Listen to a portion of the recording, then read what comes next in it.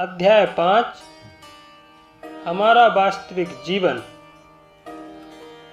भगवत गीता में कहा गया है कि हजारों मनुष्यों में से कोई एक ही अपने जीवन को पूर्ण बनाने के लिए प्रयत्न करता है। मनुष्य भी एक पशु है, किंतु उसमें एक विशेष अधिकार है, वह है विवेक बुद्धि। यह विवेक बुद्धि क्या है? तर्क शक्ति। किंतु तर्क शक्ति तो कुत्ते और बिल्ली में भी होती है। मान लें एक कुत्ता आपके पास आता है। यदि आप उसे कहते हैं हट, तो वह समझ जाएगा, कुत्ता यह समझ जाएगा कि आप उसे नहीं चाहते। इसलिए कुछ तर्क शक्ति तो उसमें भी है। फिर मनुष्य की एक विशेष तर्क शक्ति क्या है? जहाँ तक शारीरिक आवश्यकताओं का संबंध है, तर्क शक्ति तो पशुओं में भी होती है। यदि बिल्ली रसोई में जाकर चुपके से दूध चुराना चाहती है, तो इसके लिए उसके पास अच्छी तर्क शक्ति होती है। वह देखती रहेगी कि मालिक कब बाहर जाए और कब वह दूध चट कर जाए। इसलिए आहार, निद्रा, मैथुन और आत्मरक्षा ये 4 पार्श्विक प्रवृत्तियों के लिए तर्क शक्ति तो पशुओं में भी होती है। फिर मनुष्य में ऐसी कौन सी विशेष बुद्धि है जिसके कारण उसे विवेकशील प्राणी कहा जाता है? वह विशेष तर्क शक्ति है यह जिज्ञासा करना कि मैं क्यों दुख सह रहा हूँ। यह विशेष तर्क शक्ति है। जानवर भी दुख झेलते हैं, किंतु वे नहीं जानते कि इसका निवारण कैसे किया जाए। परंतु मनुष्य कितने ही क्षेत्रों में, वैज्ञानिक क्षेत्र में, दार्शनिक क्षेत्र में, सांस्कृतिक क्षेत्र में और धार्मिक क्षेत्र में प्रगति कर रहा है, क्योंकि वह सुखी होना चाहता है। सुख का बिंदु कहाँ है? यह तर्क शक्ति मनुष्य को विशेष रूप से प्रदान की गई है। इसलिए गीता में कृष्ण कहते हैं, हजारों मनुष्यों में से कोई एक ही मुझे जान सकता है। सामान्यतया मनुष्य भी जानवरों के समान ही आचरण करते हैं। वे शरीर की आवश्यकताओं मात्र के परे कुछ नहीं जानते।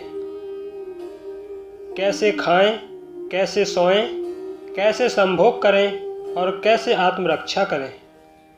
भगवत गीता में कहा गया है कि हजारों लोगों में से कोई एक में ही यह तर्क शक्ति पैदा हो सकती है, मैं क्यों दुख झेल रहा हूँ। वह यह प्रश्न पूछता है, मैं क्यों दुख सह रहा हूँ। हम दुख नहीं झेलना चाहते, किंतु दुख हम पर थोप दिए जाते हैं। हम बहुत ठंड नहीं चाहते, किंतु बहुत अधिक ठंड और गर्मी हम पर थोप दी जाती है। जब इस तर्क शक्ति को जगाने की कोई प्रेरणा होती है, तो उसे ब्रह्म जिज्ञासा कहते हैं। यह वेदांत सूत्र में बताया गया है। पहले श्लोक में कहा गया है कि मानव जीवन का उद्देश्य है यह प्रश्न पूछना कि दुख की समस्या को कैसे हल किया जाए। इसलिए कृष्ण कहते हैं कि मनुष्य का यह विशेषाधिकार बिना अच्छी संगति के सरलता से जागृत नहीं होता। जैसे आज हमारे पास कृष्ण भावनामृत का सत्संग है। यदि हमें सत्संग मिल जाए जहाँ अच्छी बातों पर चर्चा होती हो, तो मनुष्य में उनके विशेषाधिकार रूप विवेक की जागृति होती है। जब तक यह प्रश्न उसके मन में नहीं उठता, उसे समझना चाहिए कि उसके सभी कार्यकलाप उसे पराजय की ओर खींचे जाएंगे। वह केवल पशु के समान जीवन जी रहा है, परंतु जब उसमें मैं क्यों दुख भोग रहा हूँ, मैं क्या हूँ, क्या मैं दुख भोगने के लिए हूँ, क्या मैं कठिनाई झेलने के लिए हूँ, ये प्रश्न उठते हैं तो वह पशु जीवन नहीं जीता। मैं प्रकृति के और राज्य के नियमों के कारण ही कष्ट झेल रहा हूँ। इसलिए मुक्ति का अभिप्राय यह है कि मैं इन सारे कष्टों से छुटकारा कैसे पाऊँ। वेदांत सूत्र में यह भी लिखा है कि मेरा आत्मा या मेरा सच्चा स्वरूप स्वभाव से आनंदमय है, फिर भी मैं दुख झेल रहा हूँ।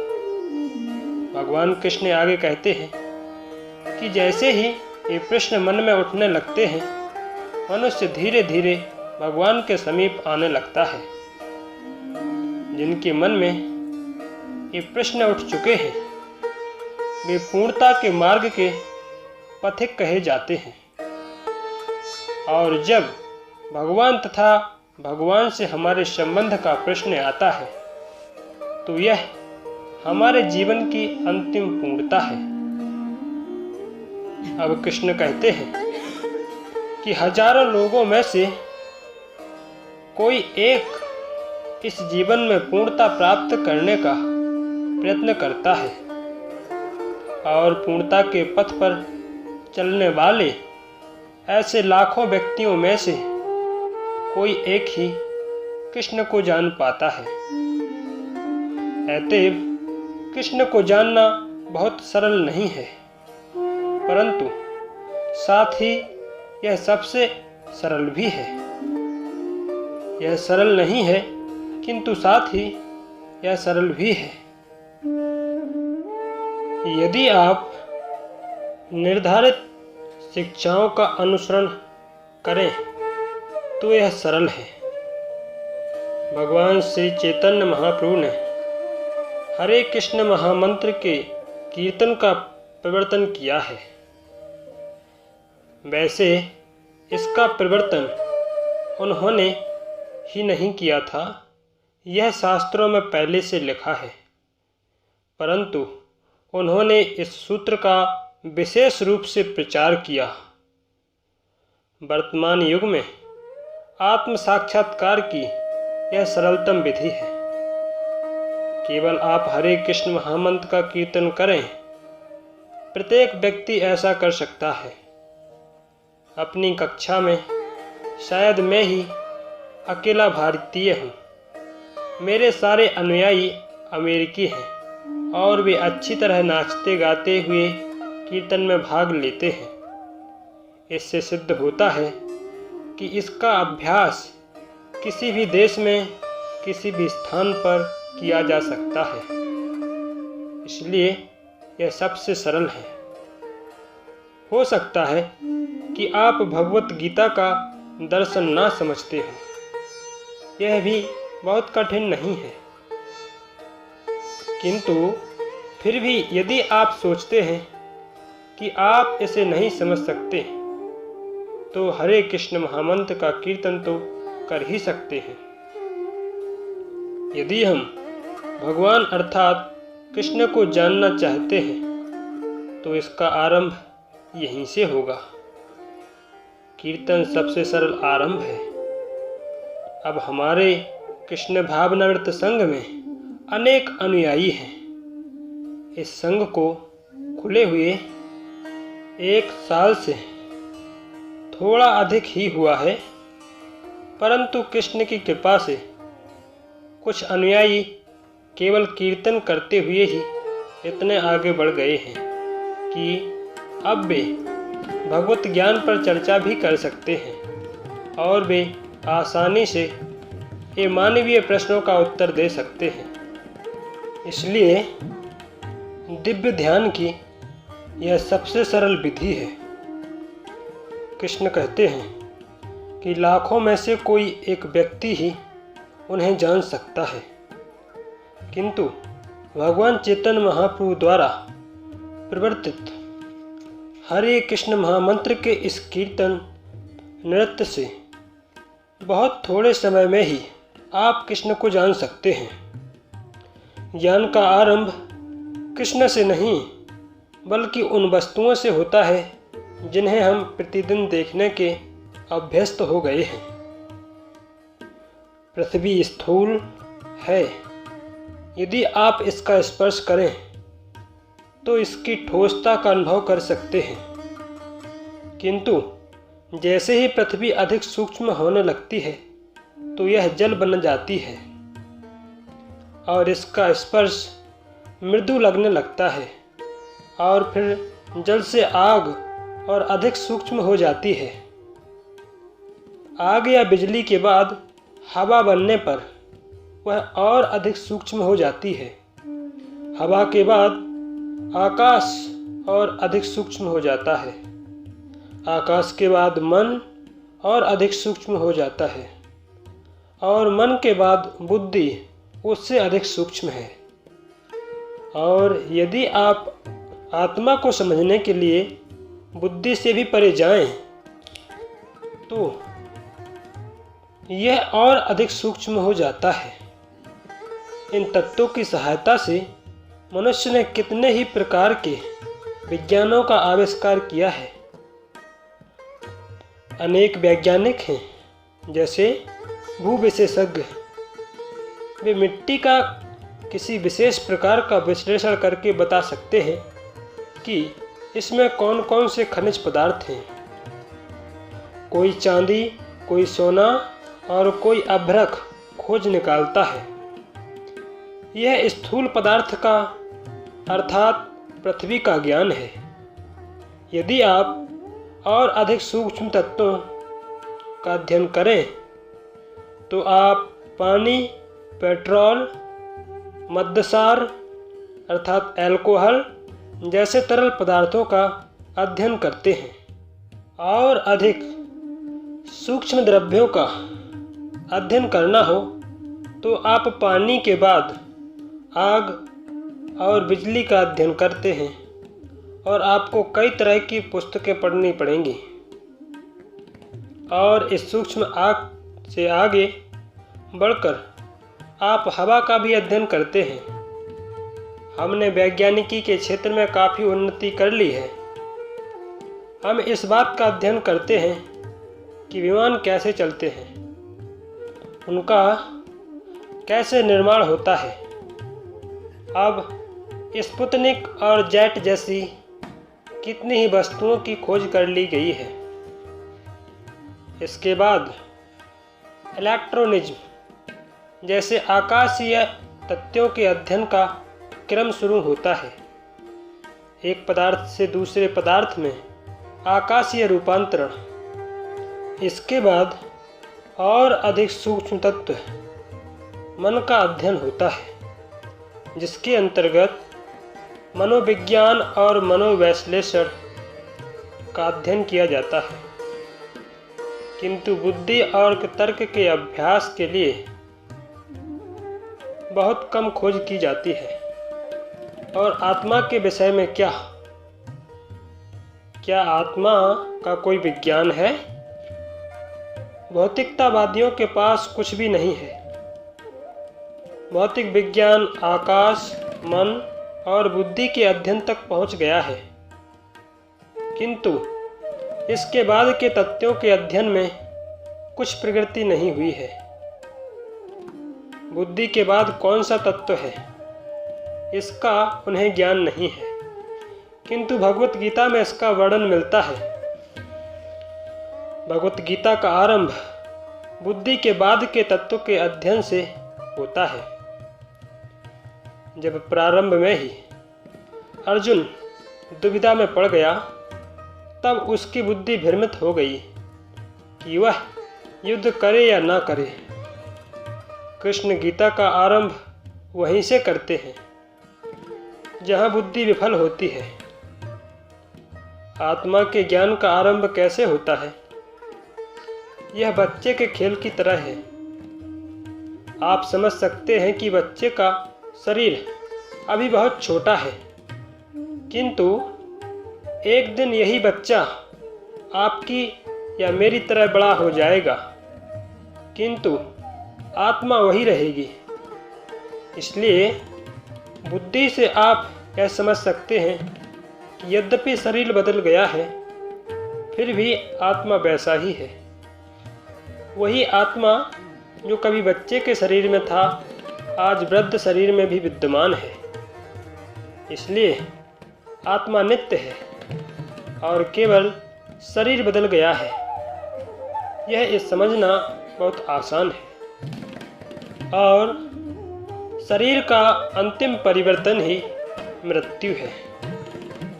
हर क्षण, हर दिन, हर घंटे शरीर बदल रहा है, किंतु अंतिम परिवर्तन उस समय आता है जब शरीर कार्य करने में असमर्थ हो जाता है, तो आत्मा को नया शरीर ग्रहण करना पड़ता है।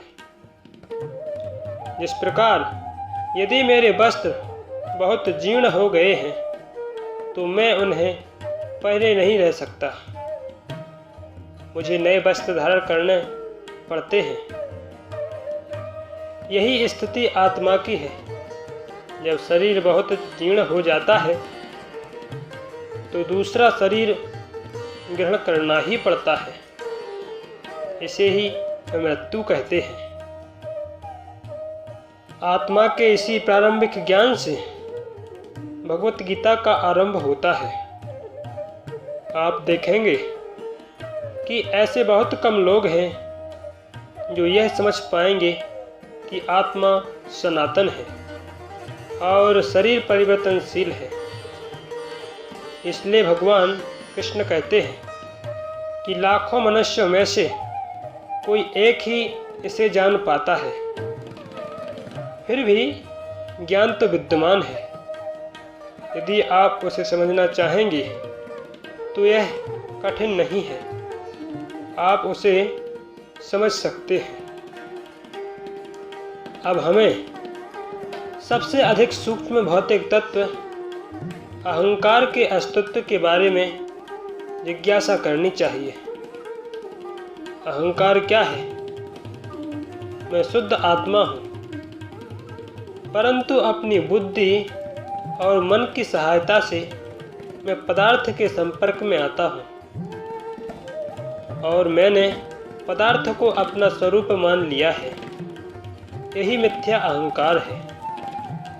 मैं शुद्ध आत्मा हूँ, किंतु मैं अपनी मिथ्या पहचान को स्वीकार कर रहा हूँ। उदाहरणार्थ, मैंने भूमि को अपनी पहचान मान लिया है और मैं सोचता हूँ कि मैं भारतीय हूँ या अमेरिकी हूँ। इसी को अहंकार कहते हैं। अहंकार का अर्थ है वह बिंदु जहाँ शुद्ध आत्मा पदार्थ के संपर्क में आता है। यह संगम स्थान ही अहंकार है। अहंकार बुद्धि से भी अधिक सूक्ष्म होता है। कृष्ण कहते हैं कि 8 भौतिक तत्व हैं: पृथ्वी, जल, अग्नि, वायु, आकाश, मन, बुद्धि और मिथ्या अहंकार। मिथ्या अहंकार का अर्थ है झूठी पहचान। हमारा ज्ञान रहित जीवन इसी झूठी पहचान से शुरू होता है। यह सोचना कि मैं पदार्थ हूँ, जबकि मैं प्रतिदिन प्रतिक्षण देखता हूँ कि मैं पदार्थ नहीं हूँ। आत्मा सदा रहने वाला अविनाशी है, जबकि पदार्थ परिवर्तनशील है। यह झूठी धारणा अहंकार कहलाती है। और मुक्ति का अर्थ है इस मिथ्या अहंकार से छुटकारा पाना। वह कौन सी स्थिति है? अहम ब्रह्मास्मि, मैं ब्रह्म हूँ, मैं आत्मा हूँ। वही मुक्ति का प्रारंभिक चरण है। हो सकता है कि कोई व्याधिग्रस्त हो, ज्वर से पीड़ित हो, उसका तापमान सामान्य स्तर 98.6 डिग्री पर उतर सकता है, तब वह सामान्य पर है। पर यह उसके रोग का निवारण नहीं है। मान लीजिए 2 दिन तक उसका तापमान 98.6 डिग्री तक रहा, किंतु भोजन तथा व्यवहार के थोड़े से परिवर्तन से उसका तापमान तुरंत बढ़कर 100 डिग्री तक पहुंच गया। इसी प्रकार मात्र मन की शुद्धि से और मिथ्या अहंकार की पहचान की अस्वीकृति से कि मैं यह शरीर नहीं हूँ, मैं यह पदार्थ नहीं हूँ, मैं आत्मा हूँ, मुक्ति नहीं मिल जाती। यह मुक्ति का प्रारंभ मात्र है। यदि आप इस बात पर दृढ़ रहें और जैसे आप 98.6 डिग्री के तापमान को बनाए रखने की दृष्टि से अपना कार्य करते हैं, वैसे ही आप काम करते रहें तो आप स्वस्थ व्यक्ति हैं। उदाहरण के लिए पश्चिम में आजकल नशा सेवन के लिए विचार किया जा रहा है। लोग शारीरिक अस्तित्व को भूल जाना चाहते हैं, परंतु आप कब तक इसे भूल पाएंगे? पुनः आप अपनी पूर्व स्थिति में पहुंच जाएंगे। आप नशा सेवन से घंटे 2 घंटे के लिए भूल सकते हैं कि मैं यह शरीर नहीं हूँ, परंतु जब तक आप वास्तव में अपने आप को ज्ञान द्वारा समझने के स्तर पर नहीं हैं, तब तक इस भावना को स्थिर रखना संभव नहीं है। फिर भी हर व्यक्ति यह सोचने का प्रयत्न कर रहा है, मैं यह शरीर नहीं हूँ। उन्हें यह अनुभव है कि वे स्वयं को शरीर मानने के कारण इतना दुख उठा रहे हैं, इसलिए सोचते हैं कि काश मैं स्वयं को शरीर मानना भूल सकता। यह केवल निषेधात्मक धारणा है। जब आपको वास्तविक अनुभूति होती है, तब मैं ब्रह्म हूँ, केवल इस समझ से काम नहीं चलेगा।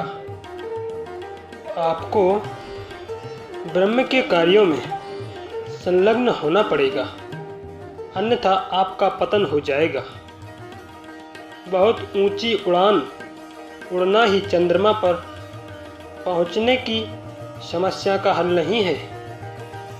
आजकल मूर्ख लोग चंद्रमा तक पहुंचने की कोशिश कर रहे हैं, किंतु वे केवल जमीन से 2,40,000 मील ऊपर जाकर चंद्रमा को छूकर फिर वापस लौट आते हैं। उन्हें बड़ा गर्व है। बड़े जनसमूहों, बैठकों और सम्मेलनों में वैज्ञानिकी की बड़ी बड़ी बातें की जाती हैं, किंतु उन्होंने किया क्या है?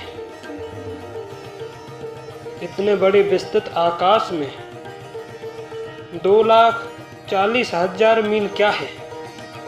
यदि आप 2,400 लाख मील भी चले जाएं, तो भी आप सीमित ही रहेंगे।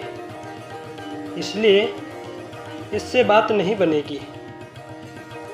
यदि आप आकाश में ऊंचे जाना चाहते हैं, तो वहाँ कोई स्थायी स्थान होना चाहिए, ताकि वहाँ आप विश्राम कर सकें और नीचे ना गिर पड़ें। किंतु यदि आपको आश्रय नहीं मिलेगा तो आपको नीचे गिरना पड़ेगा। वायुयान आकाश में पृथ्वी से 7 या 8 मील ऊपर चला जाता है, किंतु वह तुरंत नीचे आ जाता है। इसलिए केवल अहंकार को समझना अपनी मिथ्या पहचान को समझने से ज़्यादा अर्थ नहीं रखता है। केवल यह समझना कि मैं पदार्थ नहीं हूँ, आत्मा हूँ, पूर्णता नहीं है। निराकारवादी और शून्यवादी दार्शनिक केवल निषेधात्मक ढंग से सोचते हैं कि मैं यह पदार्थ नहीं हूँ, मैं यह शरीर नहीं हूँ। यह अधिक देर तक नहीं टिक सकता। आपको न केवल यह समझना है कि आप पदार्थ नहीं हैं, बल्कि आपको स्वयं को आध्यात्मिक जगत में संलग्न करना पड़ेगा। और उस आध्यात्मिक जगत का अर्थ है कृष्ण भावनामृत में कार्य करना। वह आध्यात्मिक जगत अर्थात वास्तविक जीवन का कार्य ही कृष्ण भावनामृत है। मैं मिथ्या अहंकार को पहले ही समझा चुका हूँ। यह ना तो पदार्थ है और ना ही आत्मा, बल्कि दोनों का संधि स्थल है, जहाँ आत्मा पदार्थ के संपर्क में आता है और अपने आप को भूल जाता है। यह वैसे ही है जैसे सन्निपात का रोगी किंकर्तव्य विमूढ़ हो जाता है और धीरे धीरे वह अपने आप को भूल जाता है और वह पागल हो जाता है। वह धीरे धीरे भूलता है। तो इस प्रकार स्मृति का लोप आरंभ होता है और एक बिंदु ऐसा आता है जहाँ वह पूर्णतया भूल जाता है। इसी प्रारंभिक बिंदु को अहंकार या मिथ्या अहंकार कहते हैं। हरे कृष्ण कृष्ण कृष्ण हरे हरे, हरे राम राम राम हरे हरे। इस महामंत्र के कीर्तन की प्रक्रिया न केवल आत्मा की इस मिथ्या पहचान का अंत कर देती है, अपितु यह इससे भी आगे जाती है। यह उस बिंदु तक पहुंचती है जहां शुद्ध आत्मा अपने सनातन आनंदमय तथा ज्ञान से परिपूर्ण भगवान की प्रेममय सेवा के कार्यों में संलग्न होता है। यह चेतना के विकास का शिखर है और वर्तमान में भौतिक प्रकृति की विभिन्न योनियों के चक्कर में भ्रमण द्वारा विकास करते हुए जीवात्माओं का अंतिम लक्ष्य है। हरे कृष्ण।